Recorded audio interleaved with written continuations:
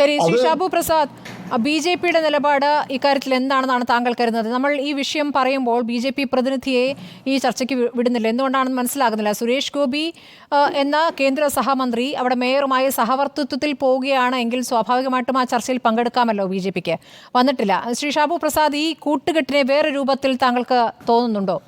താങ്കൾ വേറെ രൂപത്തിൽ അതിനെ കാണുന്നുണ്ടോ?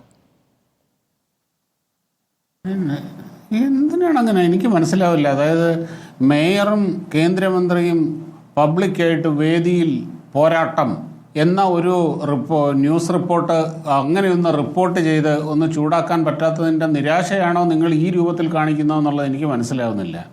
നമ്മളൊക്കെ ആഗ്രഹിക്കുന്ന അതാണോ? നമ്മുടെ എല്ലാവരും, അതായത് ഒരു മേയർ അവിടുത്തെ നഗരപിതാവാണ്, സുരേഷ് ഗോപി അവിടുത്തെ ജനപ്രതിനിധിയും കേന്ദ്രമന്ത്രിയുമാണ്. ഒരു സർക്കാർ യോഗത്തിൽ, കോർപ്പറേഷൻ്റെ യോഗത്തിൽ അവർ ഒരുമിച്ച് വരുന്നു. കേന്ദ്രമന്ത്രിയിൽ നിന്ന് ഞങ്ങൾക്ക് ഒരുപാട് പ്രതീക്ഷയുണ്ട്, ജനങ്ങൾക്ക് ഒരുപാട് പ്രതീക്ഷയുണ്ട്. ഇവിടെ അദ്ദേഹം, ഈ നഗരത്തിനെ നയിക്കുന്ന ഈ മേയർ, അദ്ദേഹം ചെയ്ത നല്ല കാര്യങ്ങളെ കേന്ദ്രമന്ത്രിയും അതിനെ പ്രശംസിച്ച് പറയുന്നു. സത്യത്തിൽ എന്തൊരു മനോഹരമായൊരു കാഴ്ചയാണത്. എത്ര ഇങ്ങനെയല്ലേ ശരിക്കും വേണ്ടത്?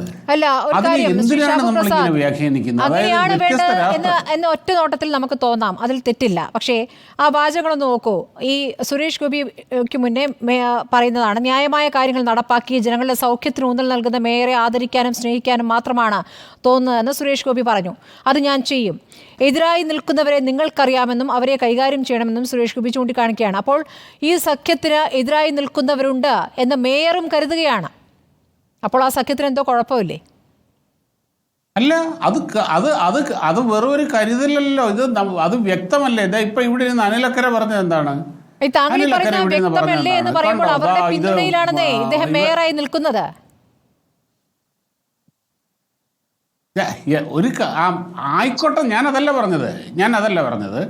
ഇതിൻ്റെ അകത്ത് ഇങ്ങനെ ഒരു നല്ല കാര്യം ഇവിടെ നടക്കുമ്പോൾ പോലും അങ്ങനെ ഒരു അതിനെപ്പോലും സംശയദൃഷ്ടിയോടുകൂടി നോക്കുന്ന ഒരു വിഭാഗം ഇവിടെ ഉണ്ട് എന്നുള്ളതൊരു യാഥാർത്ഥ്യമല്ലേ?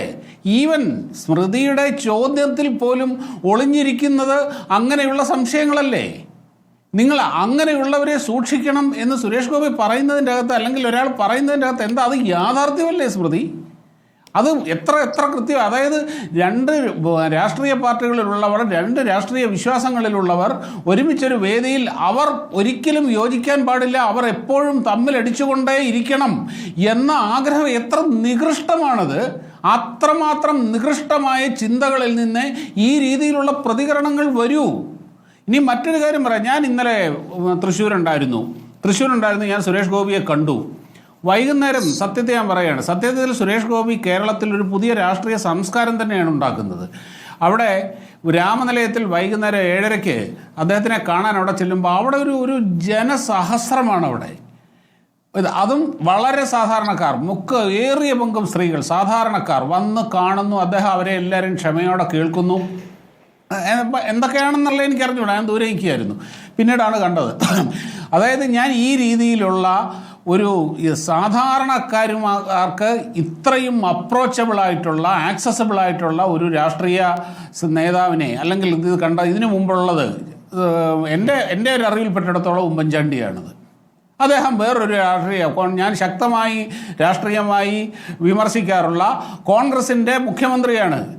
ആ ഉമ്മൻചാണ്ടി കേരളത്തിലെ ഏറ്റവും ജനകീയനായ ഒരു രാഷ്ട്രീയ നേതാവായിരുന്നു എന്ന് പറയുന്നതിൻ്റെ അകത്ത് എനിക്ക് യാതൊരു ബുദ്ധിമുട്ടില്ല. അതിൻ്റെ അകത്ത് ഞാനും കോൺഗ്രസും തമ്മിൽ ഏതാണ്ട് അവിശുദ്ധ ബന്ധമുണ്ട് എന്ന് വേണമെങ്കിൽ പറയുന്നവർക്ക് വ്യാഖ്യാനിക്കാം. അതുപോലെ അദ്ദേഹം, സുരേഷ് ഗോപി, പിന്നെ ഒരു കാര്യമുണ്ട്, നമുക്ക് പരിചയമില്ലാത്ത ഒരു രാഷ്ട്രീയ സംസ്കാരമാണ് അദ്ദേഹത്തിൻ്റേത്. എന്താണെന്ന് കഴിഞ്ഞാൽ വേറൊന്നുമല്ല, അദ്ദേഹം ഇവിടെ അഭിനയിക്കുന്നത് ക്യാമറയ്ക്ക് മുമ്പിൽ മാത്രമേ അദ്ദേഹം അഭിനയിക്കുകയുള്ളൂ. ക്യാമറയ്ക്ക് മുമ്പിൽ മാത്രമേ അഭിനയിക്കാൻ ആ മനുഷ്യൻ അറിയുകയുള്ളൂ.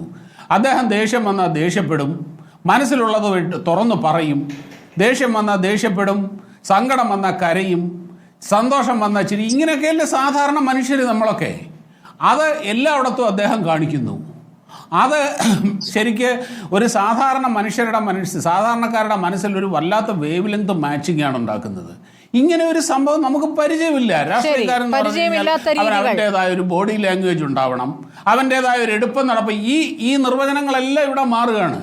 അതാണ് നമുക്ക് പരിചയമില്ല. അതായത് ഞാൻ സത്യത്തിൽ മേയറും സുരേഷ് ഗോപിയും തമ്മിലുള്ള ഇന്നത്തെ ന്യൂസ് ഇത് കണ്ടപ്പോൾ സത്യത്തിൽ എന്തൊരു സന്തോഷം. കാര്യം കേരളത്തിനെ സംബന്ധിച്ചിടത്തോളം വളരെ അപൂർവമായി മാത്രം കാണാൻ കഴിയുന്ന ഒരു കാഴ്ചയാണിത്.